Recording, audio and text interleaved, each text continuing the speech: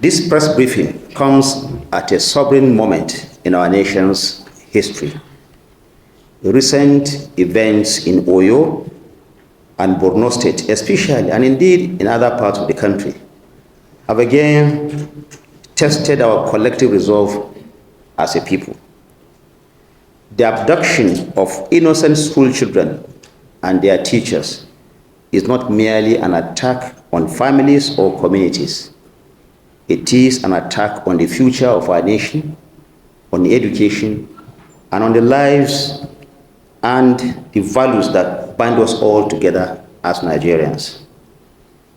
On behalf of President Bola Ahmed Tinubu, GCFR, and the entire federal government of Nigeria, I wish to assure all Nigerians that the safe return of every child and every teacher currently in captivity remains a top national priority. The President has made it clear that no child belongs in captivity and that no effort will be spared in ensuring that those responsible for these heinous crimes are brought to justice. The President has directed every lawful instrument available to the Nigerian state be deployed towards achieving this objective, including the deployment of specialized rescue teams. He has also authorized the recruitment of 1,000 forest guards, as you already know, to strengthen national presence across vulnerable communities and forests within the state. In Borno State, terrorists also attacked a school in Askira Uba local government area, with at least 42 children reportedly missing following an assault. This attack bears the familiar signature of terrorist groups that have for years sought to undermine education and destabilize communities in the Northeast. While operational details cannot be disclosed for security reasons, I can assure Nigerians that multiple security and intelligence agencies are working in close coordination.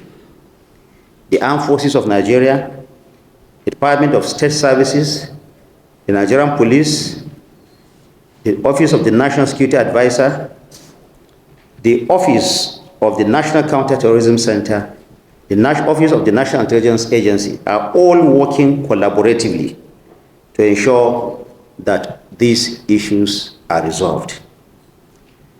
Intelligence gathering, aerial surveillance, community engagement, and search and rescue operations are continuing without any interruption. What distinguishes the Tinubu's administration response is not merely the deployment of force, but the adoption of comprehensive, intelligence-led approach to national security, combined with an ongoing and long overdue overhaul of the nation's security architecture. One of the pillars of this overhaul is the determined implementation of state policing. President Tinubu is determined to ensure that one of his legacies is the delivery of a restructured policing system that is dynamic, flexible, and fit for purpose, one that truly empowers and secures local communities across the length and breadth of our nation. President Tinubu assumed office amid evolving security challenges, including terrorism, banditry, kidnapping, oil theft, and other criminal activities. Rather than solely relying on military action, this administration has pursued a strategy that combines military pressure, intelligence coordination, technological enhancement, regional cooperation, and socio-economic interventions. Since May 2023, Nigeria has recorded significant successes against terrorist and criminal networks. Hundreds of terrorists and criminal elements have been neutralized, arrested, or forced to surrender. Numerous victims of kidnapping have been rescued across various parts of this country. These successes are being replicated across various theaters of operation. In the Northeast, for example, troops of Operation Hadinkai continue to record significant gains against Boko Haram and ISWAP terrorists.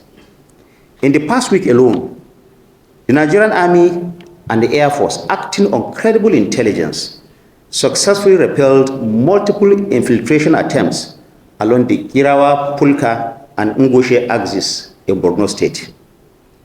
Follow-up operations led to the neutralization of 50 terrorists, including several high-value targets.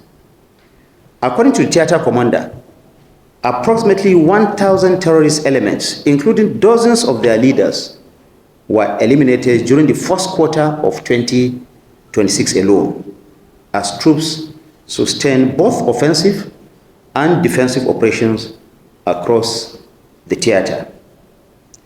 A major breakthrough was recorded in mid-May through a joint Nigeria-US supported operation that disrupted terrorist logistics networks and eliminated key ISWAP commanders. Security forces additionally rescued 92 civilians from terrorist captivity near Buratai, while enhanced security deployments ensured that Eid al-Kabir celebrations proceeded peacefully across key areas of the Northeast. In the Northwest and North Central regions, joint military operations have intensified pressure on bandit groups and kidnapping syndicates operating in Zamfara, Sokoto, Katsina, Kogi, Niger, Kwara, Kaduna, and other adjoining states. Several criminal camps have been dismantled, numerous suspects arrested, and intelligence-led operations have continued to deny criminal elements freedom of movement. In the Southeast and the South-South, security forces continue to sustain operations against violent criminal elements, networks, separatist-linked violence cult groups, oil thieves, and economic saboteurs. Enhanced maritime security operations led by the Nigerian Navy have also contributed to a reduction in oil theft, resulting in an increase of about 400,000 barrels per day of oil production since the assumption of office of President Bola Ahmed Tinubu. These efforts are also yielding tangible results within the justice system. Only yesterday, the Federal High Court in Abuja convicted and sentenced 4 terrorists to death for their involvement in the horrific attack on St. Francis Catholic Church in Owo, Ondo State, in June 2022. One of the most tragic terrorist incidents in our nation's recent history. These judgments demonstrate that terrorism is being confronted not only on the battlefield, but also through the rule of law. It sends a clear message that those who commit acts of terror against Nigerians will be pursued, prosecuted, and punished in accordance with our laws. Additionally, in April 2026, Nigeria commenced one of the largest terrorism prosecutions in its history, with more than 500 suspects facing trial for alleged involvement in terrorist activities and support for militant groups. The outcomes have already been substantial. According to the Office of the Attorney General of the Federation, 508 terrorism-related cases were brought before the courts during the latest phase of the trials, resulting in 386 convictions. These convictions are a significant milestone in Nigeria's counter-terrorism efforts.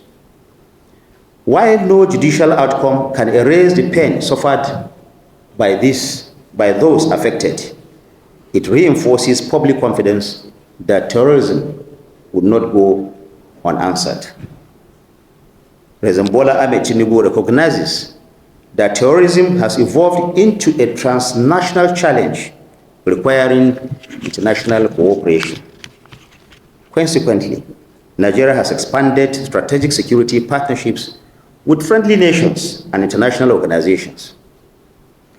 The relationship between Nigeria and the United States has grown significantly stronger under this administration, particularly in intelligence sharing, counterterrorism cooperation, military training, border security, cyber security, and capacity building for security personnel.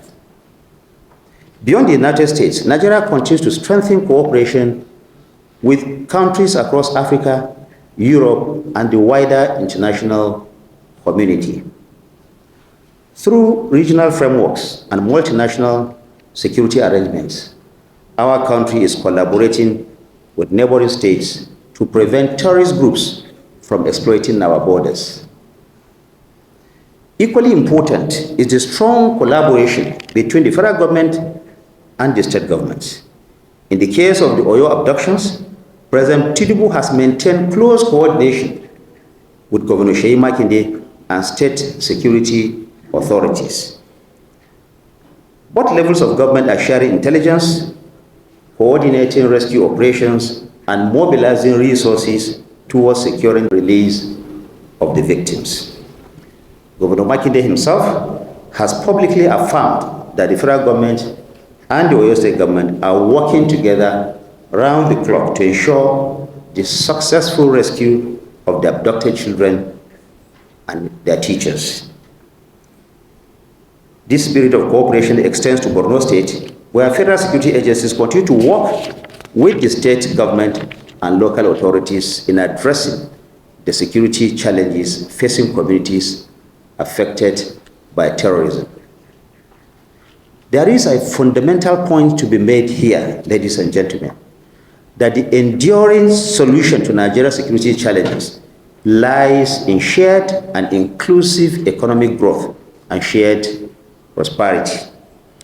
This is why President Bola Ahmed Tinubu is championing the most ambitious, forward-looking, and productive economic reforms in our nation's history. Combine an infrastructure program that is delivering thousands of kilometers of new concrete highways, crisscrossing the country alongside mass housing, gas and power supply, state-of-the-art federal medical facilities, and much more. By opening up thousands of communities through roads and rail, we are setting tens of millions of our people on the path to a new wave of prosperity. This is what the Renewed Hope agenda is all about. Boundless opportunities for hardworking Nigerians to succeed at what they do, whether as farmers, entrepreneurs, artisans, traders, academic workers, students, or white-collar workers. This critical nexus between the economy and security is one the President is keenly aware of and is determined to act upon for the benefit of all Nigerians, now and for generations to come.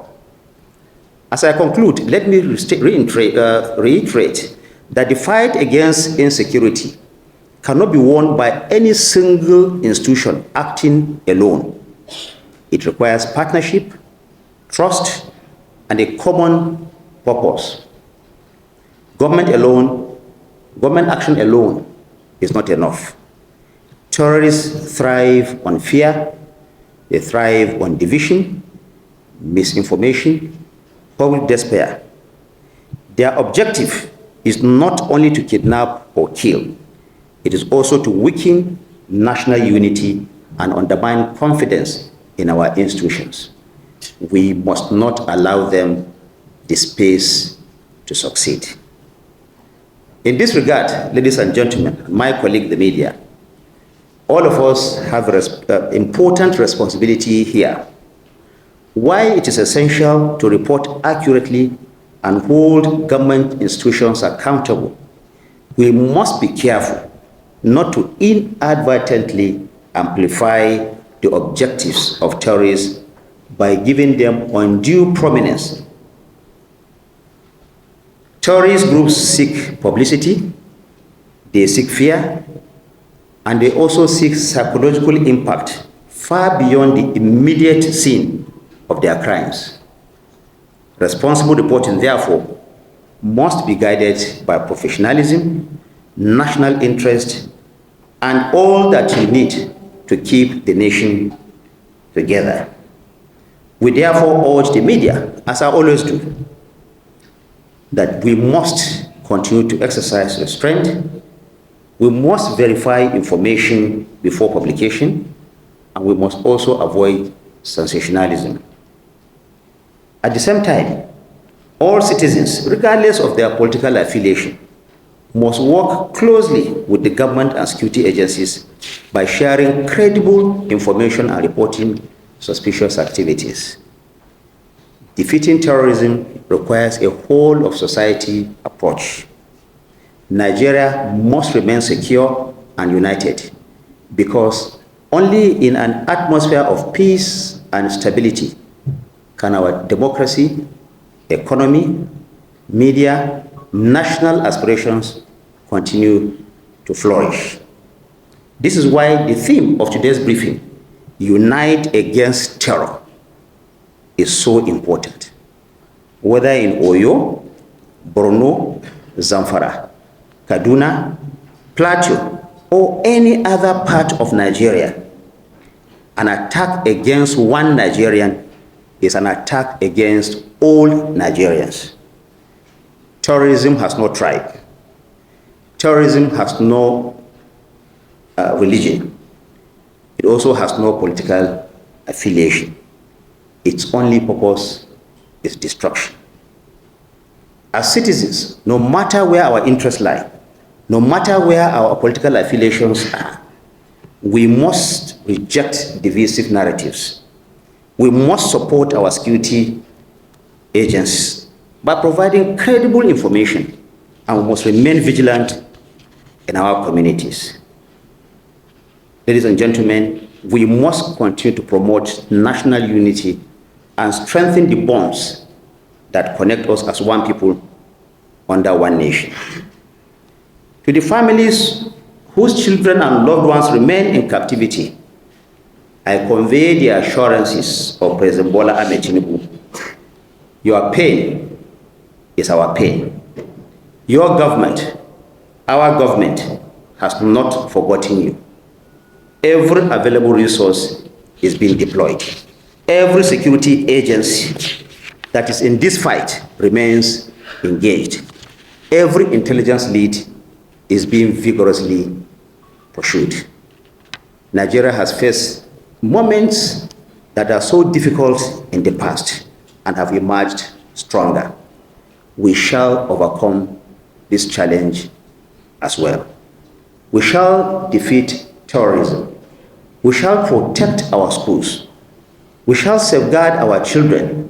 We shall continue to build a nation where every Nigerian can live, learn, work, and prosper in peace. Together, united in purpose and unwavering in resolve, we will ensure that terrorism has no future in our country.